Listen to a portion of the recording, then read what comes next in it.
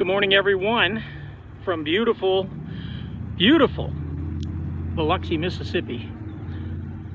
In my opinion, a pretty underrated part of the Gulf Coast. Other parts of the Gulf Coast obviously get a lot more attention, but the Mississippi Gulf Coast is a beautiful spot, no question. And this is a video that's kind of a follow-up, I guess, of the purchase of my Gemini catamaran. And last week or 2 weeks ago, made the purchase, had the survey done.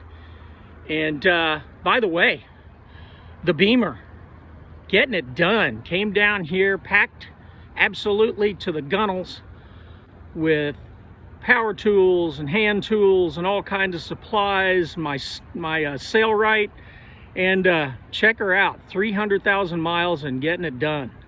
I love that car. But I'm at the Biloxi Small Craft Harbor, which is just beautiful. It's right on the Gulf. Right out there is the Gulf. There's a little barrier island between us and the Gulf. It's right there, forms a channel, comes down in front of town. But a beautiful place. And I used to come down here a lot, come through here when I was traveling for a living. And what a great place. But anyway, they were gracious enough to get me a spot to put the boat, and there she is right there. I'm very happy with this boat. I'm glad to see her here because getting her here was quite a trip.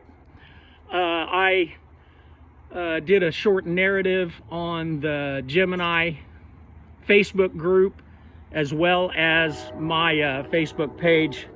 If you're interested in looking at that, it was quite the trip. The narrative that I wrote in the log is more extensive and probably makes a better story, but needless to say, it was quite the white knuckle ride.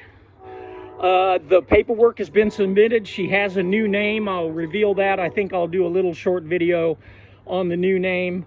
That is going away. Z-Spot was not going to get it done. But anyway, these boats are huge. They're particularly for one or two people. She's 33.5 feet long, a 1999 Gemini 105M. And I'm not even sure. There were some centerboard differences, a couple other differences between this and the 105MC. But there is enough room in that cockpit for 10 people to sit around and have a conversation and maybe have a meal. And this foredeck, if you had everybody sitting in chairs, sitting around like we were watching our grandkids' baseball game, you could put 10 or 12 people up here and just have a great time. These boats are wonderful. They're big. And the trip that I made the week after I retired at the end of October, and I've been planning this for about 12 years. And about a week after I retired, I went on a road trip to find a boat. And that was something over 10,000 miles from Havre de Grace, Maryland, all the way to Key West and back a couple of times. And I looked at 41 boats. I looked at a total of 41 boats. And indeed, I was getting fatigued enough with the process that a couple of times I just about settled on a couple of boats that I really didn't want, but they were well equipped, had everything I wanted, but just weren't the kind of boat. This is exactly the boat that I was looking for. I was looking for a Gemini 105M or MC that had the outboard conversion. These originally came with diesel engines. She has a 25 horse Suzuki, pardon my shake. And that engine is only a couple of years old. It runs great. The kicker or the spare engine for the dinghy is a little 5 horse Mariner. And I'm probably going to replace that with a 9.9 Suzuki. As a matter of fact, I'm going to go this afternoon to the Suzuki dealer to see how much they are. and I'll probably put the upgrade kit in that, because you can upgrade them from 9.9 horsepower to 20. So you get a 20 horsepower outboard without the extra weight of just going ahead and buying an actual 20 horse outboard. Now, ignore the bird poop. I washed this boat. I took 2 hours to scrub this boat 2 days ago, and the the birds make short work of it, so I'll have to do that again. Today's projects are, I'm going to be here for about 6 weeks, getting her ready to go south. Probably won't make it all the way to the Bahamas, but certainly going to go to the Keys this year. But today's projects, I've got some leaks, so I'm going to pull all the caulking out from around the windows, and also the chain plates, and I'm going to rebed those. And I got the stuff yesterday to do that, but the birds make short work of it.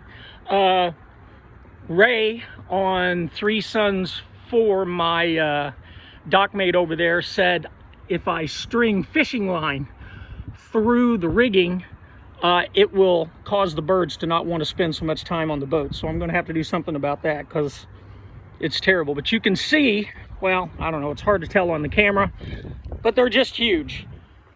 I got down here Wednesday, and I got a hotel room. I didn't come right directly and stay on the boat, because she was just so cluttered, so much crap. The left berth, the port berth, was just full of sails.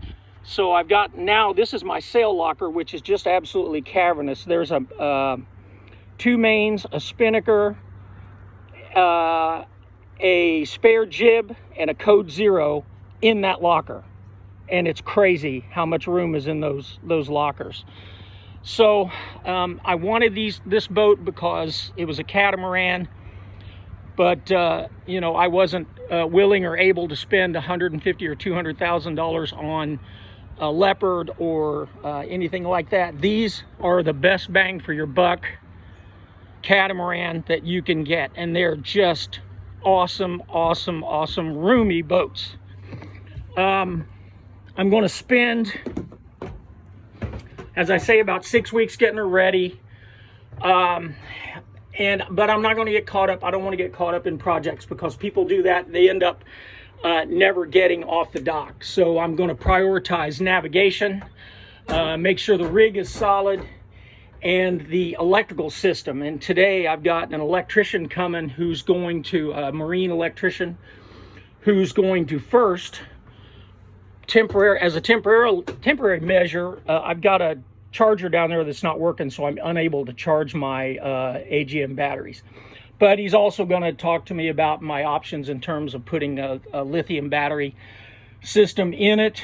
I think that's important. And as far as navigation is concerned, I'm going to get a Garmin unit to put on the panel here, and all of these instruments, including my engine, will speak to that Garmin. And the neat thing about this engine is it is only a couple of years old, and it has a data link connection that will allow the engine data to be fed to the chart plotter. And besides diagnostic data, it also gives you fuel burn and fuel used and fuel remaining, which is invaluable information.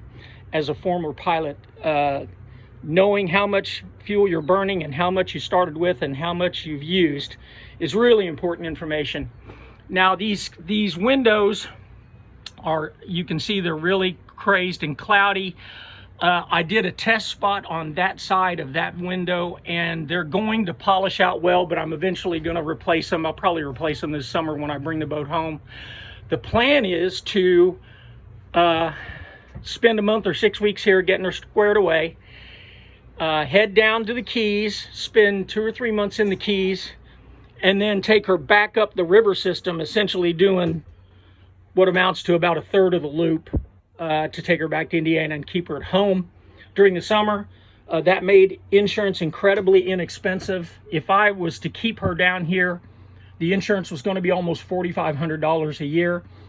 If with the only alternative to that is to take it home. And if I did that, which is what I'm going to do, it's only $970 a year. How about that for a difference in cost? So down in the port side, the soles in the center of the bridge deck are in really good shape, but these soles in the hulls are terrible. They need to be replaced. So I'm going to follow Captain Ken and Kelly's video religiously on replacing those, get them squared away. This is the berth. I haven't thrown that mattress away. I threw the mattress away in the owner's berth, and I'm going to pick up the new mattress today. There's no way I was going to sleep on that. I didn't really realize how averse to clutter I was. I was telling Sherry, I got down here and there was no way I was not going to stay in a hotel for 3 or 4 days. I had to get this squared away. But you can see how big they are. And I've got most everything cleared out. That's still the dinghy back there. I've got to get that out of there. And then this is where I went to the store yesterday and got cleaning stuff and sealant and, you know, more microfiber towels, all that stuff.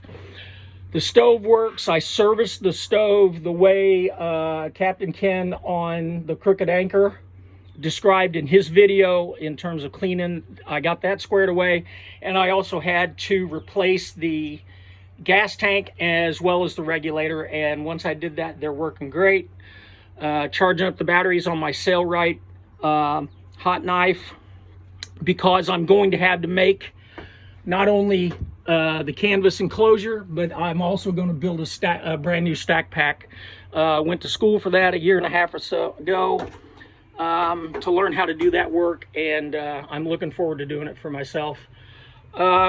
Again, you can see how terrible the soles are. The bilges are absolutely dry in these boats, except for the leaks. I have 4 leaks in the boat, and I'm glad that I'm able to get them located. I know exactly where the leaks are coming from. I'm going to pull the caulk out from around the windows, but I'll replace all the windows this summer when I go back home to Indiana. This is the starboard berth, and you can see my Sailrite there, and all this stuff. My toolbox, which is incredibly heavy. That thing probably weighs 125 pounds with it's all loaded. Gonna throw this mattress away today too. Just get all that out of here. There's no sense in keeping any of that stuff. But these boats are incredibly roomy. I'll take you up front to the master cabin, and the mattress was here, but I threw that away. And in spite of the way this looks, I got in here once I got rid of the mattress and wiped this down. I'll give it another wipe down before I put the new mattress in today. And they make a, I forget what it's called, but they make a pad that you put underneath that allows airflow under the mattress. So I'm going to get one of those too. But there's the storage up front, that's in the bow. That's also storage that's just to the side of the anchor locker, so a lot more storage there. These boats are just crazy roomy, and look at the view that you have when you're asleep, or when you're in the master. You know, you've got the windows looking outside. They're just wonderful boats. They really are. And I'm very happy that I was able to find this. I really am. So I just wanted to give that video is a little bit longer than I intended, but everybody wish me luck. If anybody has any questions, just throw them on here. I don't know if I'm going to have a YouTube channel. I think that seems to me, I've been watching YouTube videos for years in preparation for this, and that seems like a lot of work to me. I don't know that I'm going to get into that, but I probably will occasionally go live and post videos of things that I'm doing and whatnot. But as far as a dedicated YouTube channel, I don't know if I'm going to have that. But I hope everybody's having a wonderful day, and do something you love. Talk to y'all later.